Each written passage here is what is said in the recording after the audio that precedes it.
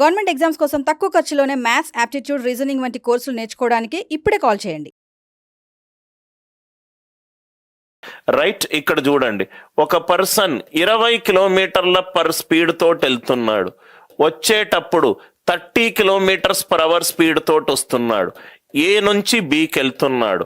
నాకు average speed కావాలి, వెళ్ళేటప్పుడేమో 20, వచ్చేటప్పుడేమో 30. Speed నిష్పత్తి ఎంత? 2:3. Speed and time inversely proportional ఉంటుంది. టైం ఏంటి? 3:2. అంతే కదా సార్. స్పీడ్ పెరిగినప్పుడు టైం తగ్గుతుంది, కాబట్టి ఇది 3:2. ఆన్సర్ ఎంత అవుతుంది? 20 + 2/5 × 10. ఆన్సర్ ఎంత? 24. యావరేజ్ స్పీడ్ ఎంత? 24. సార్, అంటే మనం మిశ్రమంలో యూజ్ చేసింది ఇక్కడ కూడా యూజ్ చేసుకోవచ్చా? ఖచ్చితంగా. కాన్సెప్ట్ సమానము. సార్, ఎందుకు యూజ్ చేసుకోవచ్చు? స్పీడ్ అనేది టైంకి ఇన్వర్స్లీ ప్రపోర్షనల్. ఇక్కడ చూడండి సార్, ఇక్కడ ఏంటి? ఇదేమో ఒక రైస్ కొనడానికి ప్రైజ్, ఇదేమో ఎన్ని కొన్నాము.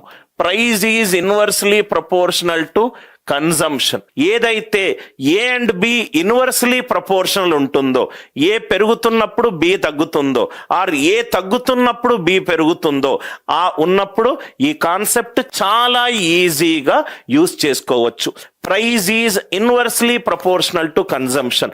ధర అనేది నేను ఎన్ని వస్తువులు కొన్నానో, ధర పెరిగినప్పుడు వస్తువుల సంఖ్య నేను తక్కువ కొంటాను, ధర తగ్గినప్పుడు వస్తువులు నేను ఎక్కువగా కొంటాను.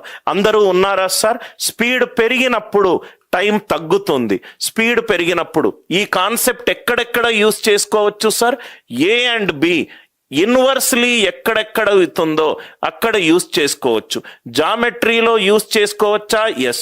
లెంత్ పెరిగినప్పుడు బ్రెడ్త్ తగ్గుతుంది, ప్రైజ్ పెరిగినప్పుడు రైట్ కొన్న వస్తువులు తగ్గుతాయి, స్పీడ్ పెరిగినప్పుడు టైం తగ్గుతుంది, మనుషులు పెరిగినప్పుడు మెను పెరిగినప్పుడు చేసే రోజులు తగ్గుతాయి. రైట్. మన ఖర్చులు పెరిగినప్పుడు మనము ఆదా చేసుకునే అమౌంట్ తగ్గుతుంది, ఖర్చులు పెరిగినప్పుడు చేసుకునే ఆదా అమౌంట్ తగ్గుతుంది. అందరికీ క్లియర్గా అర్థమైంది అని నేను అనుకుంటే అర్థమవుతే ఎస్ అని చెప్పి రిప్లై చేయండి సార్. Only concepts. మన క్లాసులో ఒక కాన్సెప్ట్, దానికి సంబంధించి తల, తోక, టాపు, బాటము, లెఫ్ట్, రైట్, అన్ని రకాల కాన్సెప్ట్స్. రైట్. లేకపోతే మీరు ఒకదానికి ఒకటే అలా ఆలోచించారు సార్, కనెక్టింగ్ ద డాట్స్ చెయ్యరు. Are you all with me? మీరు ఈ నాన్నకు ప్రేమతో సినిమా చూస్తే బటర్ఫ్లై ఎఫెక్ట్ అని హీరో ఒకటి యూజ్ చేస్తాడు. రైట్. అది అక్కడ ఉంది కాబట్టి ఇది ఇట్లా జరిగింది. If that happens then this happens, if then ఇది ఎక్కడెక్కడ if this happens then this concept is used. ఇది నేను ఇక్కడ యూజ్ చేస్తే ఇక్కడ కూడా మనకు యూజ్ చేయొచ్చు. ఎంత ఈజీ తెలుసా సార్? మనకు అసలు ఎఫర్ట్లెస్ గా మనం ప్రాబ్లమ్ సాల్వ్ చేయొచ్చు. రైట్. ఇక్కడ కుదిరితే నేను ఇంకో ఎగ్జాంపుల్ కూడా చెప్తాను. అర్థమైంది కదా సార్? నా ఫండమెంటల్ రూల్, క్వశ్చన్ చదువుతాను, దాంతో పాటు ఆన్సర్లు చదువుతాను, బేసిక్ కాన్సెప్ట్ యూజ్ చేసి ప్రాబ్లంలు సాల్వ్ చేస్తాను. ఇంకేమన్నా ఉందా చూద్దాం ఒకసారి, ఆగండి. నౌ ఇంకా ఎక్స్పెన్సెస్ ఎక్కడైనా ఒక క్వశ్చన్, ఈ క్వశ్చన్ చూడండి సార్. ఈ క్వశ్చన్ మళ్ళీ ఇది SSC CHSL లో అడిగిన క్వశ్చన్. అను అనే ఒక అమ్మాయి, Anu spends 90% of her income. Income అంటే సంపాదించుకున్న డబ్బు. Right. Income is equivalent to, నేను 100 రూపాయలు సంపాదించుకుంటే 80 రూపాయలు ఖర్చు అవుతే 20 ఆదా చేసుకున్నట్టు. 100 రూపాయలు నేను సంపాదించుకొని 80 గనక నేను ఖర్చు పెడితే 20 సేవింగ్ చేసినట్టు. ఖర్చు గనక ఎక్కువైందనుకోండి, రైట్, ఆదాయం తక్కువ అవుతుంది. నేను పెట్టేది ఖర్చు ఎక్కువైనప్పుడు ఆదాయం నేను సేవ్ చేసేది ఖర్చు ఎక్కువ పెట్టుకున్నప్పుడు నేను సేవ్ చేసుకునే అమౌంట్ తగ్గుతుంది. Expenditure is inversely proportional to X savings. ఇది కూడా పెద్ద మ్యాథ్స్ లెక్కలు ఏమొద్దు. అను అనేది 90% సేవ్ చేస్తుంది ఇన్కమ్, 90% ఆమె ఆదాయం. ఇక్కడేమో ఎక్స్పెండిచర్, ఇక్కడేమో సేవింగ్, ఇక్కడేమో ఇన్కమ్ పెట్టుకుందాం. ఎందుకు సార్? ఎక్స్పెండిచర్ సేవింగ్ అనేది ఇన్వర్స్లీ ప్రపోర్షన్. ఎక్స్పెండిచర్ ఇక్కడేమో 25% పెరిగింది, సేవింగ్స్ ఏమో 30% పెరిగింది. ఎక్స్పెండిచర్ సేవింగ్స్ రైట్, ఈ రెండింటిని కలుపుతూనే నాకు ఇన్కమ్ వచ్చింది. అంటే ఇన్కమ్ 25-30 మధ్యలో ఉండాలి, 25-30 మధ్యలో ఉండాలి. ఆన్సర్ ఫట్ 25.5. ఎంత నీట్గా ఎంత తక్కువ టైంలో మనము క్వశ్చన్లు సాల్వ్ చేయొచ్చు అని అంటే, యాక్చువల్ ఇక్కడ ఏంటంటే ఇక్కడ 90%, ఇక్కడ 10%, ఇక్కడ 10%. దీనికి మీరు ఏమేమో చేస్తారు sir. Income equivalent to expenditure plus saving అనుకుంటారు. ఇది 100, ఇదేమో 90, ఇదేమో 10, ఇదేమో 25% పెరిగింది. ఇలా సాల్వ్ చేస్తారు. దీని వాల్యూ కనుక్కుంటారు. ఇదేమో సేవింగ్స్ 30% పెరిగింది, దీని వాల్యూ కనుక్కుంటారు. అందరూ ఉన్నారా సార్?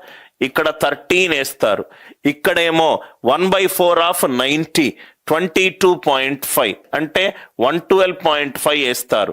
రైట్, ఇక్కడ ఏం చేస్తారు? 112.25 ప్లస్ 13, 125 పాయింట్ సంథింగ్ ఏదో ఇక్కడ వేస్తారు.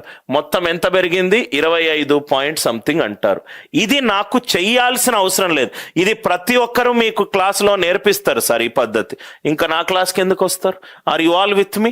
I hope the idea it is clear. Generic method చెప్తాను, దాని తర్వాత క్వశ్చన్ కరెక్ట్గా అర్థం చేసుకుంటే నిమిషంలో మీరు ముందు క్వశ్చన్ సాల్వ్ చేస్తే, ఇక్కడ కరెక్ట్ నా మెథడ్ అర్థం చేసుకుంటే అట్లీస్ట్ 30 సెకండ్లు ఎగిరిపోతాయి. మీరు మామూలుగా చేసే పద్ధతి ఏంటి? అను అనే అమ్మాయి 90% తన సంపాదనలో ఖర్చు పెడుతుంది. సంపాదించింది 100 అనుకోండి, ఖర్చు పెట్టింది 90, అంటే తన దగ్గర సేవ్ చేసుకుంది 10. టెక్స్ట్ బుక్ పద్ధతి. రైట్, తను ఖర్చు పెట్టేది 25% పెరిగింది. 25% ఆఫ్ 95, 25% అంటే 1/4, 1/4 ఆఫ్ 90 అంటే 22.5 అంటే 112.5. ఇదేమో 112.5 అయింది. 10 మీద 30% పెరిగింది అంటే 3 పెరిగింది, అంటే ఇదెంత? 13. 112.5, 13 కలుపుతే ఎంత సార్? 125.5. 100 కాస్త 125.5 అయింది, అంటే మొత్తం ఎంత పెరిగింది? 25.5 పెరిగింది. కాబట్టి టిక్ మార్క్ ఏ. ఇది ఎవరైనా చేస్తారు. ఇది ఈ మెథడ్ ఎవరిని అడిగినా ఇదే మెథడ్ అంటారు. రైట్, సింపుల్గా సింగిల్ స్టెప్ ఆన్సర్. ఎక్స్పెండిచర్ని సేవింగ్ని కలుపుతనే నాకు ఇన్కమ్ వస్తుంది. ఎక్స్పెండిచర్ని సేవింగ్ని కలుపుతనే నాకు ఎక్స్పెండిచర్ ఎంత పెరిగితే సేవింగ్ అంత తగ్గితే ఇన్కమ్లో అంత చేంజ్ వస్తుంది. అంతే కదా సార్? ఎక్స్పెండిచర్ పెరిగి ఖర్చు పెరిగి ఆదాయం పెరిగింది అనుకోండి, తక్కువ వస్తుంది. ఇన్కమ్ యొక్క చేంజ్ అనేది ఎక్స్పెండిచర్ సేవింగ్ చేంజ్ మీద ఆధారపడి ఉంది. Are you all with me? Expenditure ఇంత పెరిగింది, సేవింగ్స్ ఇంత పెరిగింది, అంటే వచ్చే ఆన్సర్ యాక్చువల్ పద్ధతి ఏంటి సార్? అలిగేషన్ ప్రకారము ఇది 25%, ఇది 30%, ఇది ఎక్స్, ఇది 9, ఇది 1. మీరు ఇలా సాల్వ్ చేస్తారు. 30 minus X right by 25, X minus 25 equivalent to 9/1 ఏదో అలిగేషన్ చేస్తారు. అందరికీ అర్థమైందా? మీకు మొట్టమొదటగా నేను నేర్పించాలనుకున్నది క్వశ్చన్ని చదవడము. క్వశ్చన్ని ఈ ఒక్క మ్యాథ్స్ అనేది ఇది ఒక లాంగ్వేజ్ సార్, ఇదొక లాంగ్వేజ్.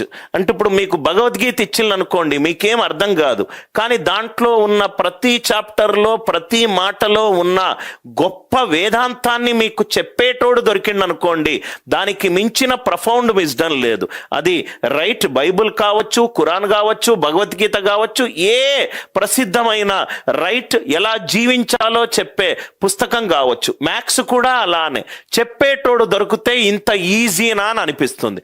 అందరికీ అర్థమైంది కదా సార్? నేను సపోజ్ గా 2 ఆప్షన్లు కనుక 25, 30 కనుక ఉంటే అలిగేషన్ యూజ్ చేయండి.